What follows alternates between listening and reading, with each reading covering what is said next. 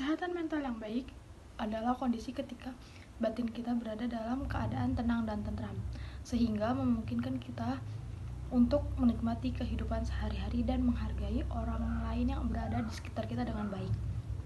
Kesehatan mental dipengaruhi oleh peristiwa dalam kehidupan yang meninggalkan dampak yang besar pada kepribadian dan perilaku seseorang.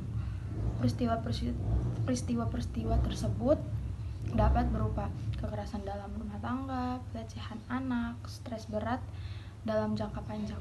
Jika kesehatan mental terganggu, otomatis akan menimbulkan gangguan mental atau penyakit mental.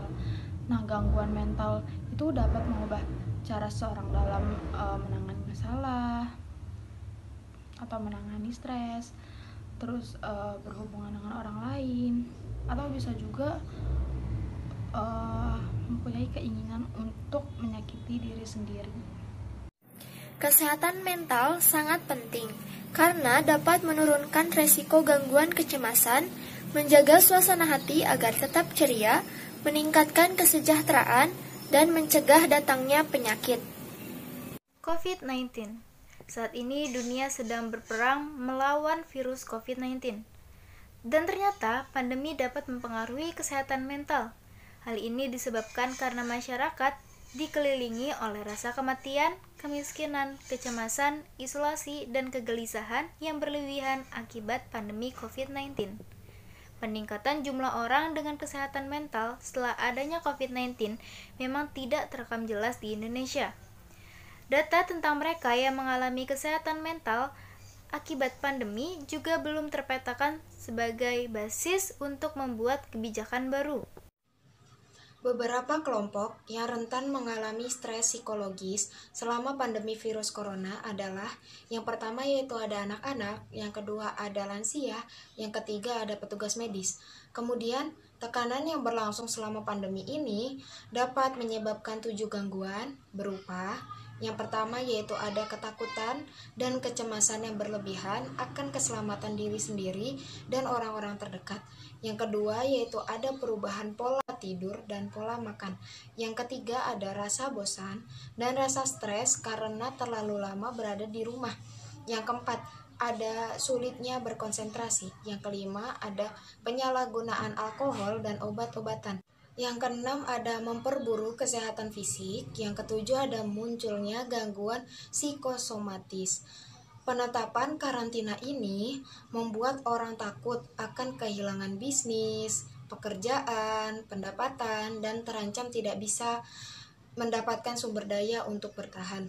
Ketakutan itu kemudian menjalar pada gangguan kecemasan atau anxiety dan serangan kepanikan atau panic attack. Kesehatan mental penting sekali kita jaga, apalagi selama masa pandemi virus corona seperti sekarang ini. Nah, berikut adalah tips menjaga kesehatan mental selama pandemi virus corona. Yang pertama, melakukan aktivitas fisik. Berbagai olahraga ringan seperti lari kecil atau lompat di tempat dapat kita lakukan selama menjalani karantina di rumah. Dengan melakukan aktivitas fisik, tubuh kita akan memproduksi hormon endorfin yang dapat meredakan stres, mengurangi rasa khawatir, dan memperbaiki mood kita. Yang kedua, mengonsumsi makanan bergizi.